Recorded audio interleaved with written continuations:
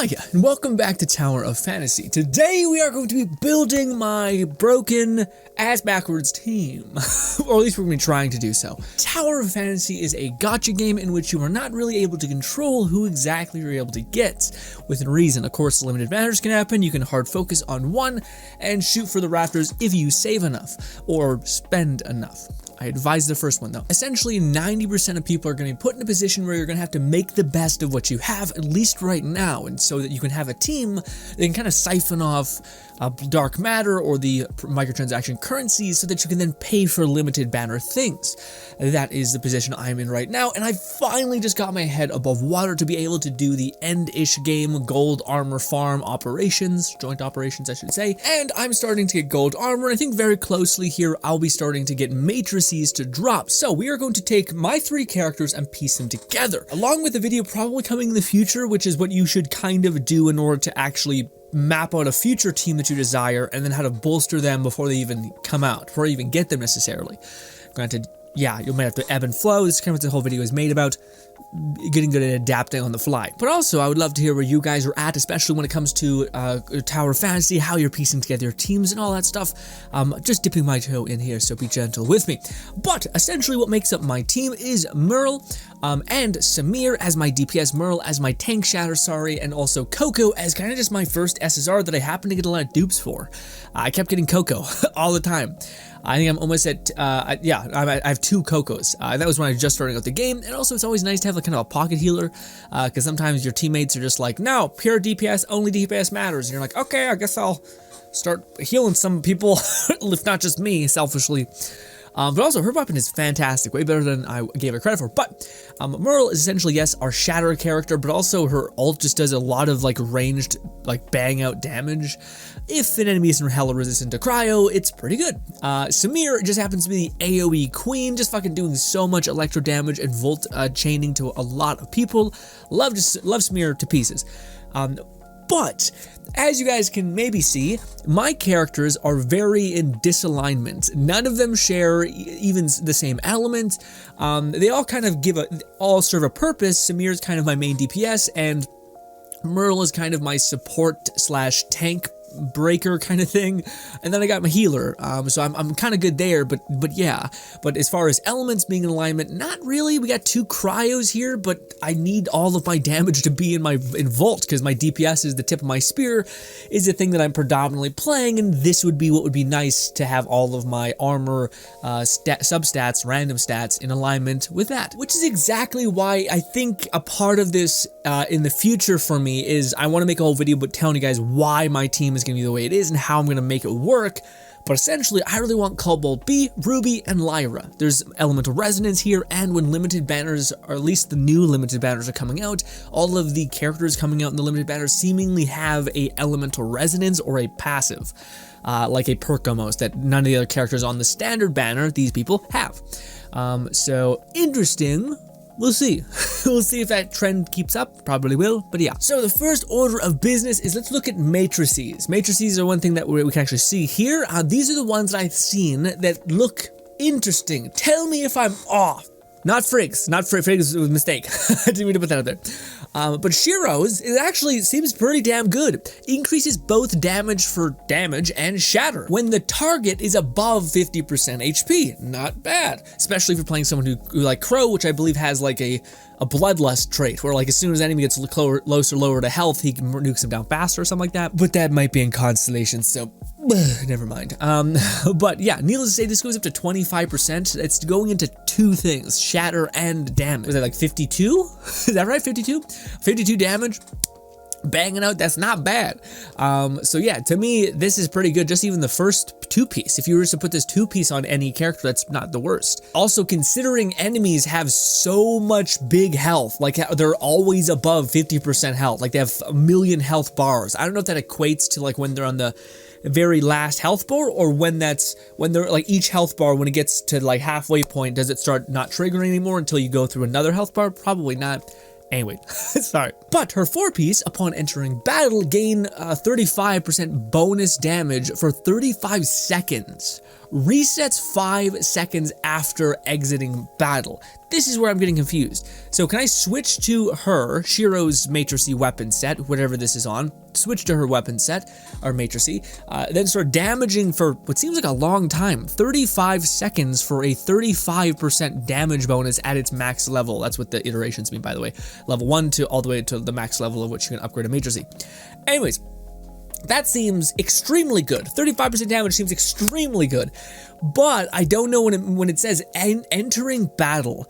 Does that mean like when you literally start the battle for the first 30 seconds and then like as long as like the whole encounter just dies off? So this will not be really present for most boss fights? Or is this when you switch to the weapon? And then, of course, it says resets 5 seconds after exiting battle. But I don't know, because the two-piece sounds pretty great as well. But anyways, you would just switch to Merle and just activate her big-ass heavy swipes as soon as you get into combat, and then just start ripping up shit, essentially. Because, yeah, you're getting your bonus damage for every enemy being full health that you're hitting, and then you're getting even more damage because you just entered in the battle. That seems pretty good.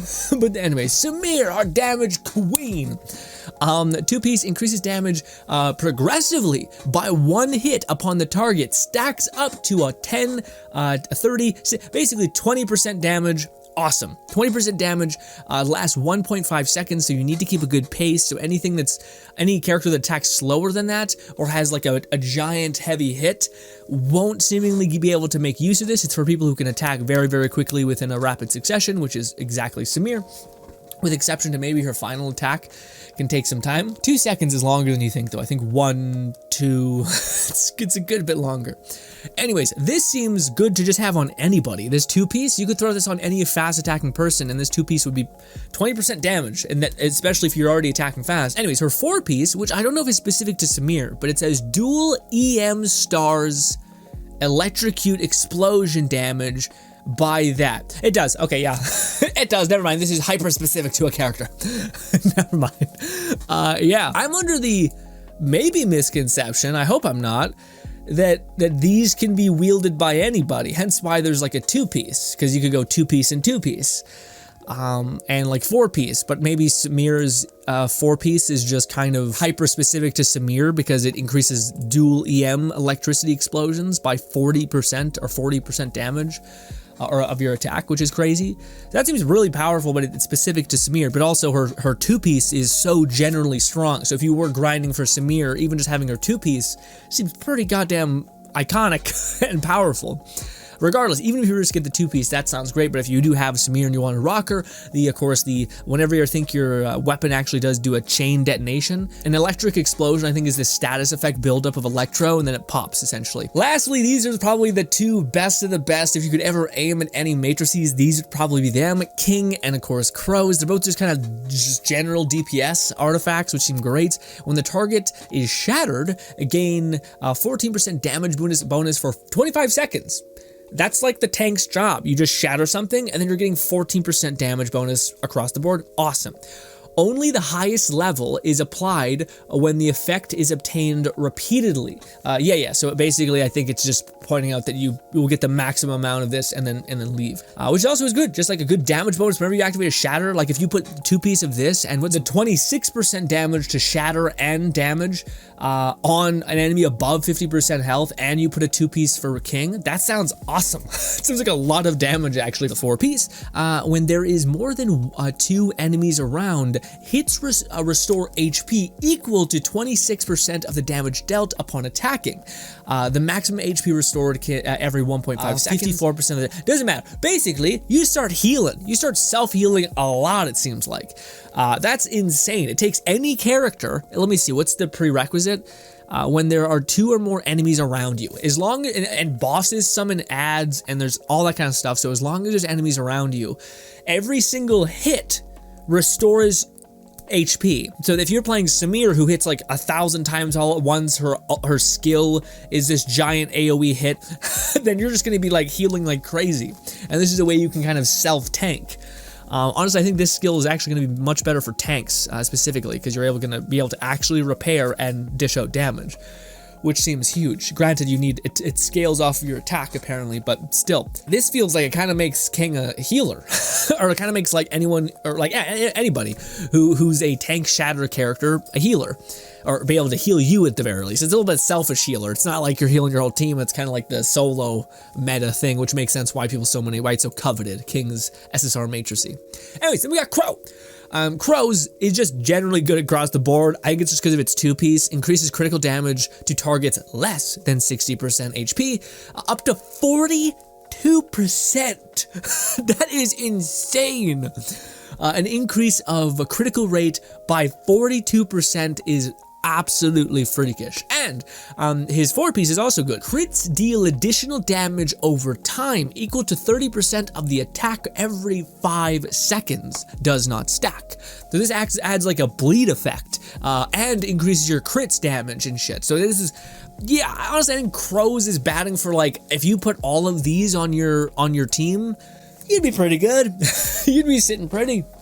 So whenever I see, I think there's certain joint operations in my loadouts, I'm gonna have to make sure I do them, because these ones seemingly are incredibly good, and I also think they give you special armor, so it just increases the incredibly good aspect of it all. So those are my 4 matrices I'm gonna be keeping my eye on. Specifically, honestly, I think if I were to scale it, it'd be Crows, Kings, Samir's, and Shiro's. Although Shiro's I think is gonna be really, really good too, and it's a good consolation prize. I think actually we do attain Shiro just by involving one of the things. It's the adventure log or something. It's one of them.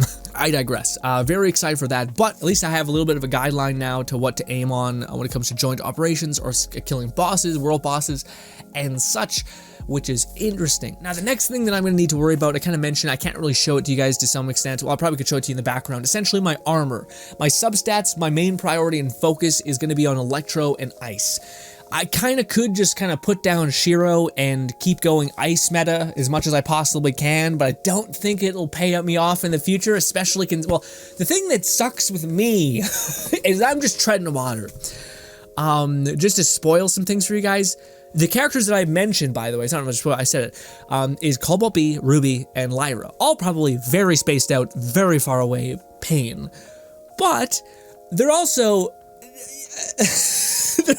they're also like, yeah, it's just gonna be, they're not even close. Like, my original team that I'm building is in no way correlated to probably either of these people. I'm sure their matrices and their whatnot is specifically allocated to them. So I'm just kind of treading water, saving dark matter, so that eventually when I get one of them, I can start focusing all my attention on that one, and then hopefully within time the next one will come out. And I'll be honest, as long as you're able to get 2 elemental resonances cooking, you're good. But the problem is my ideal team is like a fire healer physical team, not an ice electro team. So all of the people I'm building and investing in, I'm kind of like, oh, pain. But we're doing our best. Again, a lot of the things, especially like the Crow set, I think if you just hard focused on his set, I can't see how that could really lead you too far off the deep end, because it's just so generally good. Yeah, like you get such a massive surge in damage to 60% for 60% of their health, and the rest, this can actually just take care of you if you have even more of that. That's consistently persistent throughout your entire playtime, unlike this one. With this one, I think you could slap on just about anybody and you'd see a pretty big gain. And then if you have a Shatter character, then this is ideal. Also, this Shatter specific amp directly feeds back into your self-survivability, so that you can kind of shatter and tank and heal through all of the bullshit, which is extremely good. So to me, yeah, I think if I focus on these 2 predominantly, I won't be upset. Although I like Samir a lot.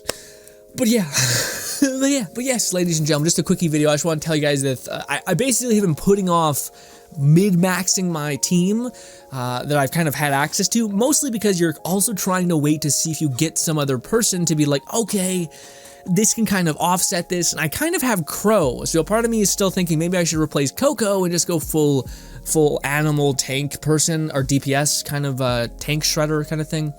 And I'd have double Electro, at least in that instance, but I have a lot of armor that buffs up Cryo for whatever God knows reason. Anyways, we're out here, we're grinding, we're trying to make it happen. We're trying to tread water until Cobalt B can get her ass in the door. So I can even be more divided, I'll be honest, because then I'll have Electro, Cryo, and fire. Okay, I just want to be on brand elementally, and yeah, but I'll be able to get attack resonance at least. So patience. Let me know what you guys are dealt with and how you're building your teams out, and if I missed any matrices, that's amazing. By the way, I did make sure to not look at matrices that were that weren't relevant yet because we don't have access to them, and I would have looked at Cobalt Bees, but I still think she's just far enough away to be like, we'll probably talk about her matrices when she actually comes out. But as far as right now, these are the things I have to aim at, and you'll probably should scan this wiki page. I'll leave a link to it in the description down below. Probably will be in every video that we make going forward with Tower Fantasy. Where you guys can pick your brain about it and look at stuff if you're interested in that kind of stuff too. But let me know if I'm missing anything, and how important is being elementally aligned because of buffs on armor and things. Let me know, and goodbye.